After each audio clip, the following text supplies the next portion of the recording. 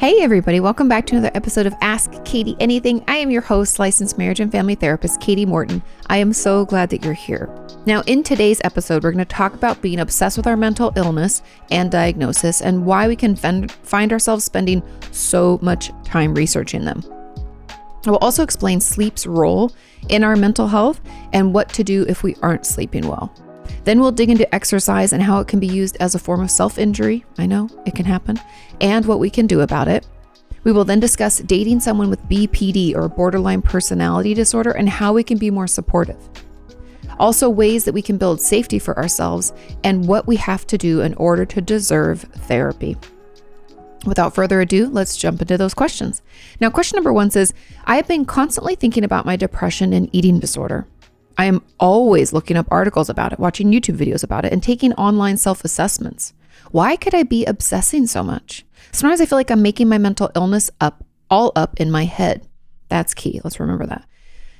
By taking these self-assessments, I'm convincing myself that I do have a problem. I feel so guilty for asking for help and being in therapy. I recently was assessed by an eating disorder clinic, and they think that they are leaning towards IOP as a suggestion for me. I just don't feel like I'm at that point. I don't feel quote unquote sick enough or worthy enough for treatment. Could this be why I'm obsessing over my mental health and diagnosis? Yes. Now we have a comment on the end of this, but let's just dive right in. Yes, that's why. When we obsess about something, take a bunch of assessments, do all of this like researching, reading. What I always suspect we're doing is trying to prove to ourselves that yes, we are in fact sick. Like you said, you think you're not sick enough. And eating disorders have this, although mental illnesses as a whole have this, but eating disorders in particular have this pesky symptom, I guess is what I want to call it, where we always think that we're not bad enough. Eating disorders always push us to be quote unquote worse or sicker. And I'm here to tell you, unfortunately, that there's no amount of sickness that we can feel that will ever be enough for an eating disorder. That's how they work. They focus us on the eating disorder behavior so that we don't have to think about anything else. And in order to do that, they have to prove to us somehow through racing thoughts and false beliefs that it's just not enough. And so we have to keep going, doing more and more. So we have to keep focusing more and more on that eating disorder stuff so that, again, we can't think about the other things that are truly upsetting us.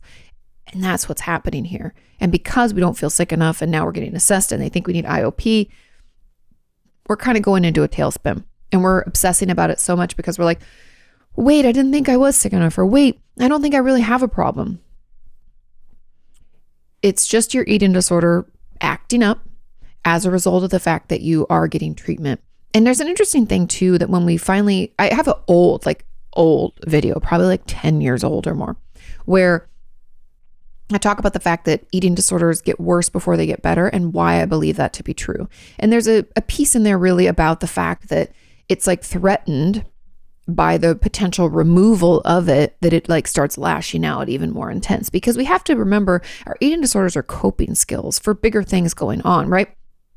If I'm focusing on food 99.9% of the time, that leaves no brain space for thoughts of my past trauma or neglect or the bullying or anything that I sustained, right? It doesn't give any space for that. So, it's like a relief. It gives me something else to do. And so when we think about getting rid of it, are nervous, we're like, oh my God, what am I going to do? And we can feel really overwhelmed and we can feel worse at first, but that doesn't mean that it's not important and that we don't deserve care. It really just means that our eating disorder is like ramping up because it feels a little threatened, which is actually a good thing. But I believe that obsession comes from there.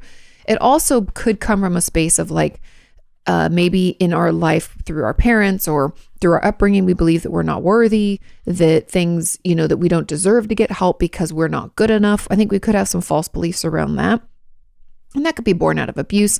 That could be born out of any kind of emotional neglect or bullying that we sustained growing up, anything like that. We, for some reason, think that taking up space and getting help and being is just too much, or that we're not good enough to take anybody's attention or time. And so that could be also kind of triggering this sensation to like assess and read to ensure that like us getting therapy and us actually getting treatment isn't taking from anybody else, that we do in fact need it. And because that false belief of I'm not good enough, I'm not worthy is really strong, my my belief would be, or my hypothesis would be, that even as you do this research and these assessments, it's never enough. And we still don't think that we are deserving. Does that make sense? I hope so. There's a comment on this that says, yes, I do the same things. I feel like I do this to hold on to my eating disorder. I'm in a better place with recovery than I've been in a long time, but I feel like I can't quite let go of the idea of having my eating disorder. It feels like if I fully move on, the huge impact my eating disorder had on my life and everything I lost to it is almost being forgotten. For a long time, my eating disorder was my whole life. And even though I have other things to define me now, admitting that I'm better feels like I'm losing part of myself. Why does this happen? Because it's kind of two-pronged. Because, like I said before, we focus all of our attention and energy onto this thing, the eating disorder, we can lose sight of who we are. Now, the eating disorder doesn't define us at all, but we can lose sight of that and forget like who we were before. And so it can take us some time to kind of figure out who we are again. I can't tell you how many of my eating disorder clients over the years we spent like trying to figure out what foods they like and don't like, what things they like to do and not do, what kind of clothes they want to wear, where do they want to live, who do they like to date, like all sorts of things, because we've never given ourselves an opportunity to explore who we are because we're spending 99.9% of our time focused on this eating disorder. And so it takes some time when you're away from that to be like, oh, I have all this time and energy and focus left. Like, what do I want to study in school? What do I want to do for a career? All these questions that other people who don't have a mental illness or don't have an eating disorder had time to slowly develop. We have to do that development now. And it takes time. And I think there is a bizarre kind of grieving process that comes along with the quote unquote loss of our eating disorder. Again, because it was a comfort, it was a coping skill for so long. So to be without it can feel kind of scary at first. It can feel like we're losing a part of ourselves when we're not, but it can feel like that. And I want to just acknowledge and, validate that is a real feeling and it is true, but that's where it comes from because we spent so much of our life focusing on it. We left no room for development of actual traits, right? Like we don't know maybe what we like and don't like in people and places and things, and, and so we have to take our time to try to sort that and give yourself an opportunity to grieve it while slowly learning about yourself. Because trust me when I tell you that that's a way more interesting version of yourself than the one with your eating disorder. I spent hours upon hours, months upon months, weeks, so much time with people with eating disorders. And I can tell you one thing, none of them can tap into any emotions about life. None of them are able to express real discontent, upset, excitement, anything like that. None of them are able to engage in real relationships where they feel seen and heard, and the other person, they're able to offer that to them as well. And so many things. So just know that even though it feels like you're losing a part of yourself, the part that you're actually losing was holding you back. Yes, it served a purpose. Thank you, eating disorder. It was there when we needed it, and it was a great coping skill, but it is getting in the way. Some coping skills are like that. Almost all of the unhealthy ones start off as, oh, it helps me numb out. I'm coping. I feel better. I can move on with my life. And we keep going. And then it starts to not be as effective. It starts to cause other issues, like medical issues if it's an eating disorder, or it could be medical issues because we're having addiction. It could make us lose our jobs. It can cost us a lot of money. There can be all these kinds of side effects come along, and it becomes, instead of this coping skill that's helping us move through, it becomes like a weight tied onto our feet, and we're like dragging it, and it's just holding us back. And that's the piece we have to remember, that we got rid of it for a reason, that we worked on recovery for a reason. I think that we often forget how bad it was. And so I encourage you, I know this sounds really weird, I encourage you to remember, ask your therapist about it. Go back to old journals just to recall how unhealthy that thought process was and how bad you felt.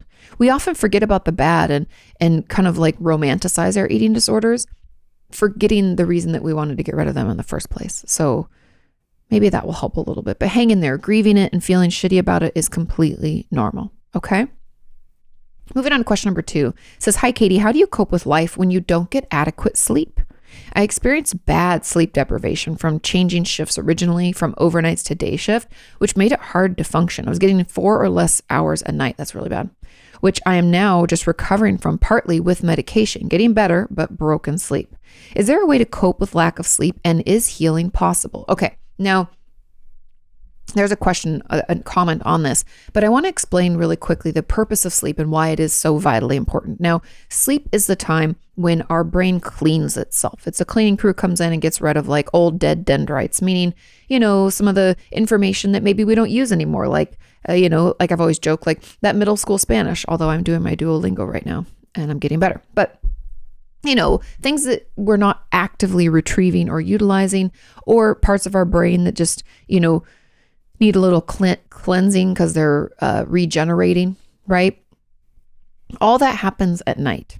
Not to mention, it's when we form long-term memory. That's why pulling all-nighters doesn't work. It's not very effective for a long-term gain of information, meaning we might be able to memorize it for a short period enough to take the test, but then if a test builds upon that other test, we won't be able to recall most of the information that we studied and quote unquote learned from that first test because we didn't actually learn it. Our brain didn't get an opportunity to sleep and file it away, which is why we should study little by little and get full nights of sleep.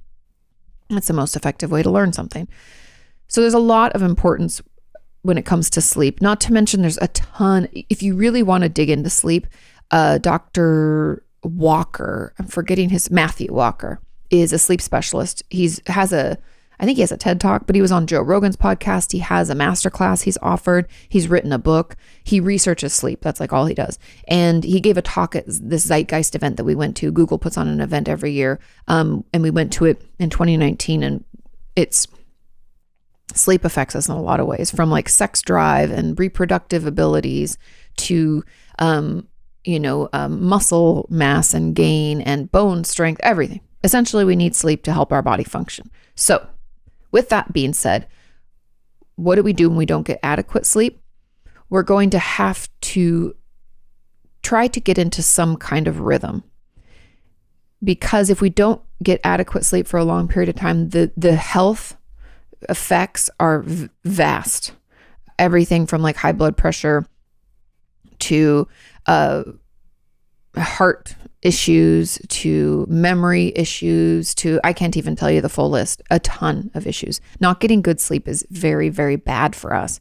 So in order to function, if we're doing shift work, my encouragement to you is it's really like three-pronged. First is if you can get a different job that doesn't force you to do shift work, which I know is easier said than done. Trust me. I used to work like until like midnight at the Eden Sort Clinic. Sometimes 11 would be like, yay, I got off early. It kind of affects your sleep-wake cycle. If you work nights or whatever, just try to make sure that it's the same schedule. So if you can change jobs, perfect. If not, see if you can get your schedule into a rhythm so that even if you are working a shift that runs into the middle of the night, that it's consistent. And then we need to get blackout blinds. We need to make it feel like nighttime so we can get our body on that rhythm of a different shift. It's not ideal, but I know we don't all have the luxury of trying to get another job, right? Especially if we're like nurses, even healthcare workers in general. But cleaning staff, truck drivers, all the people that make our world work, some of us do shift work. So those are the other two. Now, the third, and the one that I want to dive into the most, and this is what I do with most of my patients, is working on sleep hygiene. So that means that if we get off work at a weird time, we need to have a ritual and a routine leading up to bed, and it's non-negotiable. And that routine needs to include a few of these things. Number one means we need to do things in a specific order, like brush our teeth, wash our face, shower, whatever it is we need to do. Do it in the same order every night. And we need to not have any, I know that people are going to hate this, but I just have to be honest with you. We cannot be on our phones or watch television for a minimum of 30 minutes before bed. Ideally, I believe they say like 2 or 3 hours. I know that's not realistic for me. Maybe that's realistic for you, but at least give yourself 30 minutes. I know I'm not any better at this, but do not be in your bed. Stop that, because that light keeps the melatonin from being produced in your brain. Also, stop taking melatonin. It's not good for you, and it doesn't really improve our sleep. Tons of research has come out that it's actually not helpful and can cause weird dreams and all sorts of other things. Magnesium is one. L-theanine is another that have proven to be helpful. Dr. Walker talks about this too. But get into a rhythm of you can have like a sleepy time tea. But it's not tea. It's called, it's magnesium like powder, and you put it in hot water and you drink it. It's very good. There's like a strawberry lemonade. I highly recommend. I got it on Amazon. But anyways, have this routine. We need no screen time. I know you hate me. Also, showers or baths before bed are really good. You don't have to get your hair wet if that bothers you, but we find it cools down your system. We actually sleep best. I want to say Dr. Walker said it's like 67 degrees. I know it's very cold, but just know that a little cooler is actually better for sleep. Okay. And third, and people are going to hate this just as much, no animals on your bed. We need to keep them out. They disturb our sleep. I know I love my dog-a-doo just as much as any of you. And I know kitty cats love to pounce and they love to sleep. And they're also like awake during the night, which can be very disruptive. We need to keep animals out of the bed. No one should be in the bed except for you and your partner. And then I guess the fourth thing I would mention is nothing else should happen in your bed. You should not work. You should not be on your phone answering questions. You shouldn't be doing anything in your bed except for sex and sleep. That's it. Because our body has this like kind of memory associated or, I don't know if I want to call it memory, but it like associates different parts of your home with different activities. I think that's one of the biggest issues I have with like work from home, because people do shit in bed now because they're like, well, my roommate or my, whoever I live with is like out in the living room and I have this call. So I don't have a desk in my room because I don't have room for it. So, we need to not do work in our bed, only sex and sleep. Okay. And let's just get ourselves into a routine so that we can feel better, because sleep is incredibly important. And if you have to take medication to assist with that, there's no shame in that. I know that medication-induced sleep is not as high of quality as if it were natural, but we'll get you to a point where it can be more natural once we're in a rhythm, okay? Now, another comment said, yes, I currently work overnights, and I feel like my anxiety is so much worse on the nights that I'm not working. I just stay up all night overthinking, and I feel like it's even harder during the day because I miss out on so much from sleeping all day and just being too tired to function. I don't want to leave my job because I do like it, and day shift won't be an option for a few more years. But how do I draw the line between anxiety and depression and just being from working a night shift? Thanks for all that you do. I hope this question relates to the one above. Yes. Now, the overthinking. A couple thoughts. First of all, if you feel your anxiety ramping up, I want you to get out of bed and I want you to stomp and shake your body around until you kind of feel a little out of breath, maybe 15, 20 seconds, and then get back in bed. That can sometimes alleviate some of that queued up energy, but it's also because of your rhythm. If you're not, essentially, you're awake at night and you sleep during the day, and that's the schedule for your job. And so there's no shame in the nights that you're off, sleeping during the day, being up at night. That's when you do your things. I know it's not conducive to our world. And if you have stuff to do, I understand. But maybe that means that we get up at 3 and run all our errands before things close at 5. I know this, again, not ideal. But this shift work is messing with your schedule. And so we're going to have to find ways to work with, not against it. And I think that you're probably staying up all night overthinking because your body is used to being awake. It's almost like jet lag in a weird way. Sean and I were in Italy a couple weeks ago, and I was surprised I didn't get jet lag, but I think it's because of a couple of things. Like I stayed up until 9:30 and then went to bed and slept a full night. And, I was happy. It was more easy for me to get into the rhythm. Also, I was exhausted. But anyways, finding a rhythm for you and not forcing yourself out of it on the weekends, because then it's like on the weekends, you're jet lagged. And so it's really hard to sleep. And even if you fall asleep, you might wake up at 3 a.m, ready to go. And so we might just keep that schedule. Okay. I know it's shitty, but the line between your anxiety and depression and from working a night shift, I don't think there's really a border or a line. I think it's when you work the night shift and it comes the nighttime and you're off, right? You're not working. Your anxiety is probably there because it feels stressful and frustrating that we can't sleep when everybody else is sleeping and we feel like we're missing out on things, and then we ruminate and blah, blah, blah. We have all that queued up energy because we're used to being awake at that time. So do your body shakes. I encourage you to try to keep a somewhat similar schedule if you're on or off shift. I know it's not ideal, but you can do it. I have friends that are like bartenders and they get off at 2 or 3 in, and they would always just plan for things on their days off starting at 2 p.m. And there's nothing wrong with that. Just make sure and the most important thing before we move on is that we need to get at least 7.5 hours of sleep every night. Everybody's different. I require 9. I know, crazy. But some people require 7.5. Some people require 8. Some people require 10. Get a feel for what you require and make sure you're setting aside enough time for that. Okay? Let's move on to question number 3. This question says, hey, Kati, what are your thoughts on exercise as a form of self-injury? Interesting. I've had so many benefits. it has so many benefits for me. And I know a lot of folks struggling with anxiety, depression, and OCD have used it as a quote unquote healthy coping skill. When would it become a form of self-injury rather than self-care? For context, I'm dealing with recovering from an eating disorder as well as OCD. Thank you. And P.S. I just finished Traumatized and I loved it. Oh, that makes me feel so good. Yay. Okay. Exercise can be wonderful. I even personally have had like a mixed relationship with exercise. Growing up, I would use it to kind of numb out and it wasn't healthy. And my therapist was like, we got to stop this. So here are my thoughts.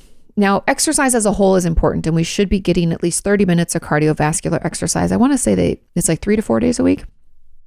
I forget what the Heart Association tells us, but we need to be walking, moving. Exercise, by the way, does not mean organized exercise. It doesn't mean cramming in some kind of like, I don't know, HIIT workout or like running or lifting weights or doing a class. It doesn't have to be that way. It can be, but it does not have to be. Walking your dog for 45 minutes or 30 minutes is sufficient. Being out and about, walking to dinner and back, being in your house doing stretches or a couple of lunges. Like there's tons of ways for us to exercise in a way that is good for us and meets what our body needs. Period. When exercise becomes too much, there's a couple of things that I'll throw out there that I know personally was why my exercise was unhealthy when I was a teenager. And also I'll throw out some of the things I know from eating disorder land and what I worked in for many, many, many years. So number one, if we cannot function, meaning emotionally, all we can think about is how we're going to fit in that exercise. And we obsess over it so much so that we're so maxed out. We will miss out on events. We prioritize exercise over everything else in our life. That's a problem.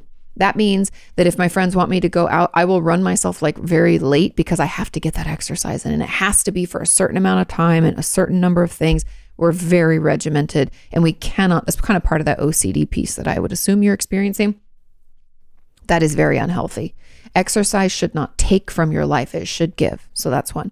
Second thing that I always tell my patients, especially eating disorder based, that I want them to look out for is when we exercise, even when we don't feel good. So if you're sick, if you have a pulled muscle, if you're super tired, if your muscles are sore, and you choose to not listen to your body and instead force it to exercise, that is a red flag. That means that we're using exercise as a form of self-injury, as an unhealthy coping skill. We've just flipped a healthy coping skill into an unhealthy one.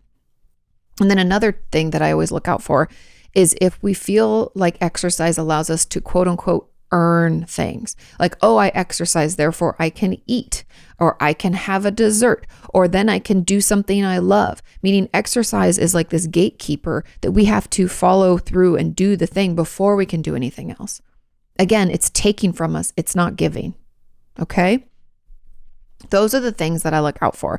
And then if we use exercise as a way, when it's like straight up for self-injury, this direct correlation, if we use exercise as a form of punishment ever, like, I had a patient one time who, if she would eat more than she thought she should, quote unquote should, because she had eating disorder, so who knows what that was, it changed all the time. If she ate more than she thought she should have, then she had to like run it off. And there were like these random calculations and equations, and she would like punish herself for quote unquote overeating by exercising. That is not healthy. And that means that your exercise has, again, turned from a healthy coping skill into an unhealthy one. And so that's what we have to look out for. Those are the things. Exercise, again, should be something that we do because it helps us feel better. Like that's why I love yoga so much. I feel like it like saved my life when I was 22 when I first started practicing. And it's so slow. You have to be in your body. It forces me out of the rush, go, because you're holding poses for like 30 seconds, sometimes a minute. It's like, it would be infuriating to someone who needed to move quick and thought they had to like race through, right? But my back feels better. And as I get older, it's really important. And it's a way that I take care of myself. So it's okay to prioritize exercise as a way to take care of yourself. But when it becomes something that you cannot be flexible with and that it prevents you from doing other things, it's something to be looked at. Okay. I hope that answers your question. Moving on to question number 4, it says, hey, Kati, I started dating someone with BPD and I was wondering if you had any tips on where to start learning about how to be supportive of them, especially when it comes to splitting behavior. I don't just want to trust Dr. Google. Thank you, of course. And it's best to not trust Dr. Google. Dr. Google gives us a good place to start, but it can be also a little limiting, right? Now, for anybody who doesn't know, splitting behavior is something incredibly common with BPD, although I think it can be also part of narcissistic personality disorder and other stuff. And people can have that symptom and not have BPD, but it is primarily associated with BPD. Now, splitting behavior happens when we think of people as all good or all bad. And that means that if someone that we like think is amazing and we're in a relationship with them, and then they do something slight that makes us think they might leave us or they're upset with us, it triggers us emotionally in some way. Because we have to remember, people with BPD feel like emotional burn victims. They feel everything intensely. Their emotional like volatility or reactivity is very strong. So the slightest can feel so painful. They go from loving us to hating us, and they can like lash out. And that's what really usually is incredibly detrimental to their relationships. And so that kind of behavior can be really hard. And so when we're dating someone with BPD, the best thing we can do, it's actually two-pronged. Number one, take care of yourself and get into therapy, because this could trigger you as well. You're human. No one likes to be, poked at, like someone getting angry really quickly, the reactivity or the impulsivity that can come along with BPD. We need to be able to handle ourselves and take care of ourselves so we can weather that storm. Okay. So that's the first part. My second tip. Okay. So along with taking care of yourself, and getting your own therapy, we also need to learn boundaries. People with BPD hate and love them. Trust me, I've worked with patients with BPD for years. And the reason that they hate them is because at first it feels very abandon-y and they can get very uncomfortable. However, the reason that they love them is because it prevents that splitting behavior. Especially if that's like the crux for you. It sounds like that's probably what you're encountering the most. We need to make time for boundaries. And that means that you need to take a minute and you need to consider what you're okay with and not okay with. If they start lashing out and talking to you, I give you permission to say, I told you that if you started talking to me this way, I'm just going to walk away. We'll talk about this later. And you remove yourself or whatever, right? You need to communicate the boundaries. You need to communicate that to your partner with BPD. And then you need to follow through with them consistently. Boundaries cannot be, with someone with BPD, boundaries cannot be somewhat enforced and then not enforced, and somewhat enforced and not enforced, because that will trigger that splitting behavior and that fear of abandonment so much worse. It'll make it so much worse for you. So make sure you're more consistent. Those boundaries will be your friend. They'll be the person with BPD's friend and your friend, because it will stop this kind of volatility and reactivity, and it will prevent any, what I would call kind of BPD triggered arguments that really aren't necessary. They feel necessary to the person with BPD, and because they feel very hurt, but they actually aren't necessary because it's coming out of that feeling like an emotional burn victim, right? Those are my two key tips. Now, you can also ask them. I think it's really key to, when we're in relationships in general, to have people tell us how we can best support them, see what they, want us to do. You can even tell them like, hey, I asked, a therapist on the internet about this, and she said to do these things, and that's why I'm going to do this. You can use me as like a scapegoat for that. So you can be like, yeah, they said it, and so this is what I'm going to do. How do you feel about that? It's okay to ask them, let them talk to you. But other than that, we can only clean our side of the road. Okay. Remember this. We can't make someone feel better. We can't make someone know that it's going to be okay. We can't change their BPD or change their reactivity. They have to want to work on themselves. And I really encourage all of us in general that if you have someone that you're dating who is struggling with a mental illness, if they're not getting help for it and it's affecting your relationship, there's nothing wrong with leaving that relationship. And I don't mean that in a hurtful way. This isn't like me being like stigmatizing or rough with people, but we're all responsible for ourselves. And if I'm going to engage someone else in a relationship, I need to be taking care of myself, right? It doesn't mean that if we have a mental illness, we can't be in a relationship. That's not true at all. That's bullshit. But if I'm like abusing them and being reactive and impulsive, and I'm not even working at all to be better. Like I've had so many friends who've been in therapy to try to work on their marriage, and their partner won't go into therapy with them. And I'm like, oh, it won't work if you both aren't working on yourselves. I know that. I've seen it, you guys. And I know it's a tough truth, but it's an important truth, because each of us has to clean our side of the road, and the best relationships work when both sides are clean. Now, relationships aren't perfect. No one's is.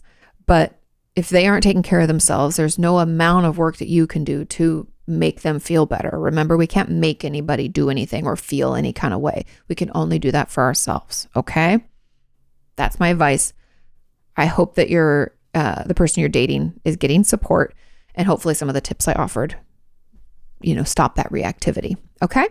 Let's move on to question number 5. This says, hey, Kati, how can I build safety for myself? I've been doing better in all areas, but I never feel safe in my body. Is this normal for someone with an extensive trauma history that's already worked through a lot? And how can I overcome this? Yes, that's 100% normal.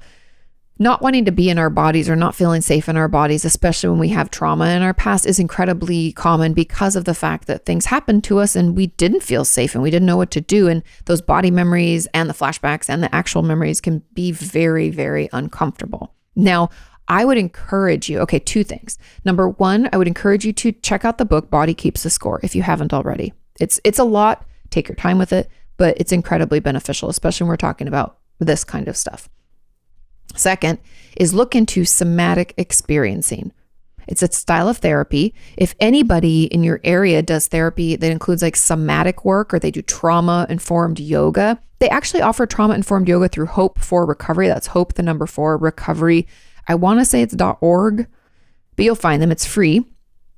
And they do a thing every year to raise money at the end of October. At the end of September, I think. They did it. And so that's a way for you to donate, but everything else is free. That can be really helpful, because what we're going to try to do is be able to move that trauma out of your system so that you can not feel it swirling and twirling and feel so unsafe in your body.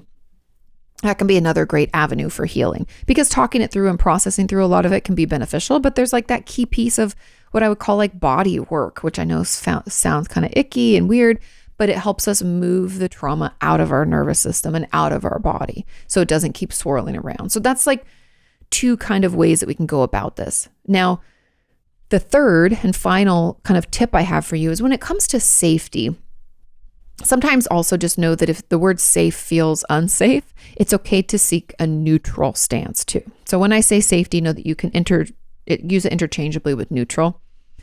Try to find some things that are neutral or soothing or safe for your system. These are usually repetitive things like walking, vacuuming, folding clothes, coloring, even journaling, things that just you're doing this repetitive action. If you have to dust in your house, I know it's a lot of cleaning, but cleaning tends to be very repetitive. So if you can do something that's kind of like, I don't have to think a lot about it, and it's like a repetitive action I do over and over and over, our nervous system likes that and it tends to calm down. And so that might be some of the ways that you can try to soothe your system, bring it into neutral, and feel okay. Now, another kind of tip, because I should do a workshop on somatic experiencing. I've done a lot of research, I just haven't put it together. But another thing that Dr. Peter Levine, the one who started somatic, I think it's Dr. Peter Levine who did somatic experiencing. Anyway, he talks about the start of getting into your body and feeling okay, along with having those actions you can do to bring you back into safety or neutrality, is in the shower, buying a shower wand head and running the water up and down your hands and being like, I'm feeling the water on my hands. I'm feeling the water on my forearms, and starting there and then doing your feet or whatever the least triggering parts of your body are, starting there to essentially trigger, and maybe trigger is the wrong word, but like initiate us going into our bodies and feeling sensations again and not having an adverse reaction to it. Now, if in the shower is too much and you're like, oh, that just seems triggering in and of itself, it could be putting lotion on. It could just be massaging. It could be anything like that. But let's bring our awareness to different parts of our body. Could run an ice cube up and down. Bringing ourselves into our bodies can be scary and overwhelming. So it's good to start little by little, then using some things to calm our system down, and then continuing. But be patient with yourself. It's very normal. It's really hard. I feel like, at least in my experience, the bodily sensations are often like the last things to go. So know that you're making progress and it is getting better. Stick with it. And I'm proud of you. You've already worked through a lot. So yay. And this will get better. And again, Body Keeps the Score is great. Any somatic experiencing workbooks and stuff. I think I have stuff in my Amazon shop. You can go to amazon.com/shop/Kati Morton to find it all. But that could be a great resource. Okay. Final question number 6 is, hey, Katie, I hope you're having a great weekend. Thank you. I wanted to ask you if I even deserve to be able to go to therapy, if I've never experienced any trauma. I've been diagnosed with anxiety and depression, but my therapist says it's genetic. Okay. If that's true, then how is talk therapy going to help me otherwise, other than giving me some coping techniques?